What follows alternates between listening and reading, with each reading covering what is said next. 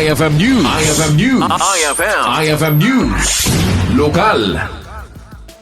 Umabot iti agaropli magasot aribo a piso sa tibalon ti transaksyon ti livestock at trading kalpasan ang nabiyagmanan ti dayo iti syudad ti Bataka. Segon kan Vice Mayor Albert Chua, narway at tao tinanggundaway ti panaglukat manan ti dayo. Kinunana, adu da iti agapo iti sabali a lugar nga imay gimatang ken naglako karag iti taraken na. Inbatad na, kaadwana na itrade ket ti kalding ken patsyon na, dahito ikat gapo iti narwaya panganan nga agiti jaya iti agduduma a klase ti luto ti karnet kalding.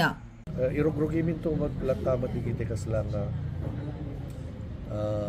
pagkasanglawan da tapno digiti dumadayo ket damat pangananda no kasta nga agsasarita mo gati dayo you start with it talking to the seller sirit kita amde ta dari large animal kada kwa ngem kaduan na adu ti na trade iti kalding because jaka mo ta adu iti kwa tayo adu ti panganan ti Ilocos Norte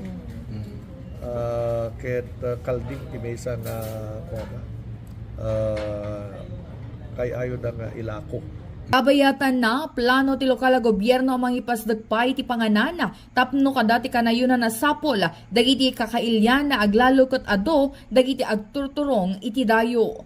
May palagip ati dayo ket dati a masarakan iti barangay Tabuga iti nasao a syudad ngamitan ket adan iti sakupan ti Ilocos Norte Agricultural Trading Center.